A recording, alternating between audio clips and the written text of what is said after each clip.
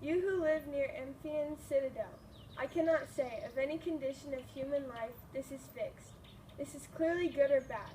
Fate raises up and fate casts down the happy and unhappy alike. No man can foretell his fate. Take the case of Creon. Creon was happy once, as I count happiness. Victorious in battle, sole governor of the land. Fortunate father of children nobly born. And now it has all gone from him. Who can say that man is still alive when his life's joy fails? He is a walking dead man. Grant him rich. Let him live like a king in his great house. If his pleasures is gone, I would not give so much as the shadow of smoke for all he's owned. Your words hint at sorrow, but what is your news for us? They are dead. The living are guilty of their death. Who is guilty? Who is dead? Speak! Haman. Haman is dead, and the hand that killed him is his own hand. His father's, or is his own? His own, driven mad by the murder his father had done.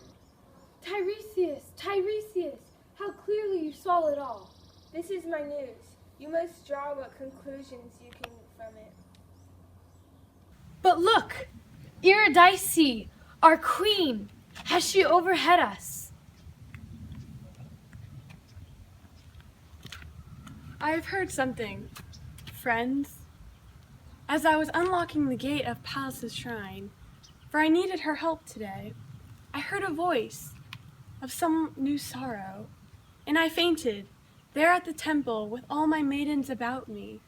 But to speak again, whatever it is, I can bear it, for grief and I are no strangers. Dearest lady, I will tell you plainly all that I have seen. I shall not try to comfort you. What is the use? Since comfort could lie only in what is not true, the truth is always best. I went with Creon to the outer plain where Polynices was lying, no friend to pity him, his body shredded by dogs. We made our prayers in that place to Hecate and Pluto, that they would be merciful, and we bathed the corpse with holy water and brought fresh broken branches to burn what was left of it. And upon the urn we heaped up a towering barrow of the earth of his own land. When we were done, we ran to the vault where Antigone lay on her couch of stone. One of the servants had gone ahead, and while he was yet far off, he heard a voice grieving with the chamber, and he came back and told Creon. And as the king went closer, the air was full of wailing, the words lost, and he begged us to make all the haste. Am I a prophet? He said, weeping. And must I walk this road of saddest of all that I have gone before? My son's voice called upon me. Oh, quickly, quickly. Look through the crevice there and tell me if it is Haman, or some deception of the gods. We obeyed. In the cavern's farthest corner we saw her lying. She had made a noose of her fine linen veil and hanged herself. Haman lay beside her, his arms around her waist, lamenting her, his love lost underground, crying out that his father had stolen her away from him. Haman lay beside her, his arms around her waist, lamenting her, his love lost underground, crying out that his father had stolen her away from him.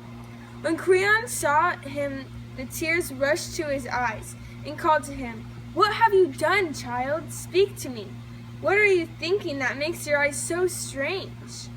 Oh, my son, I come to you on my knees. But Haman spat in his face. He said not a word, staring, and suddenly drew his sword and lunged. Creon shrank back. The blade missed, and the boy, desperate against himself, drove it half its length into his own side and fell. As he died, he gathered Antigone close in his arms again, choking his blood bright red on her white cheek.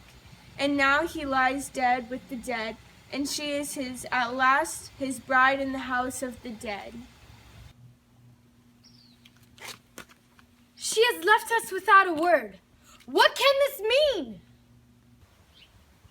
It troubles me too, yet she knows what is best.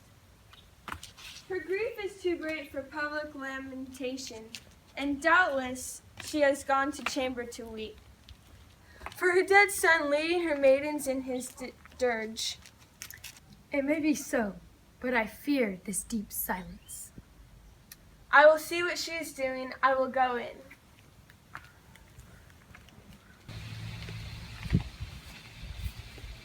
But here is the king himself. Oh, look at him, bearing his own damnation in his own arm. Nothing you can say can touch me anymore. My own blind heart has brought me from the darkness to final darkness. Here, you see my father murdering the murdered son and all of my civic wisdom. Haman, my son, so young, too young to die. I was a fool, not you, and you died before me. But that is the truth. But you were late in learning it. This truth is hard to beat. Surely a god has crushed me before the hugest weight of heaven and driven me heading a barbaric way to trample out the thing that I held most dear. The pain that men will take to come to pain.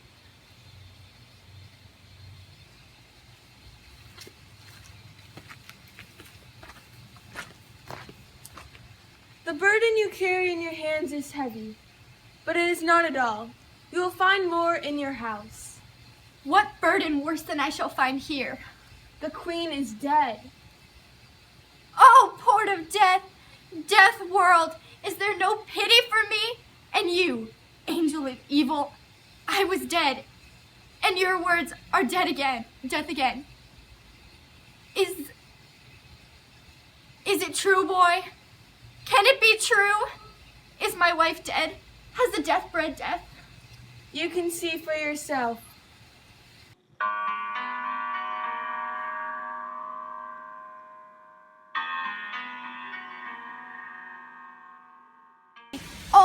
All true, and more than I can bear. Oh, my wife, my son. She stood before the altar, and her heart welcomed the knife her own hand guided, and a great cry burst from her lips.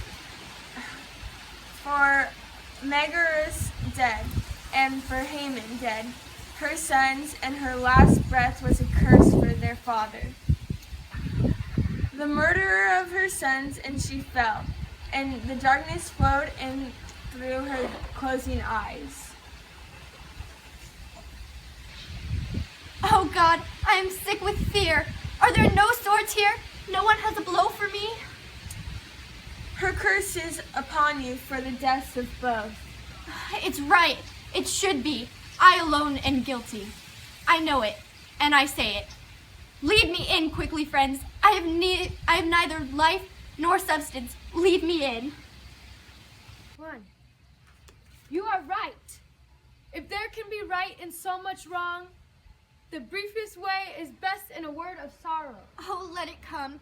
Let death come quickly and be kind to me. I would not ever see the sun again. All that will come when it will. But we, meanwhile, have much to do. Let the future to itself. All my heart was in that prayer. Then do not pray anymore. The sky is death. Oh, lead me away. I have been rash and foolish. I have killed my son and my wife. I look for comfort. My comfort lies here dead. Whatever my hand has touched have come to nothing. Fate has brought all my pride to a thought of dust.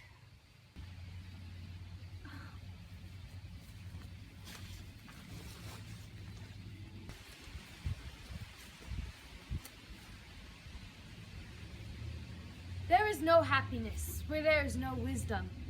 No wisdom but in submission to the gods. Big words are always punished, and proud men in old age learn to be wise.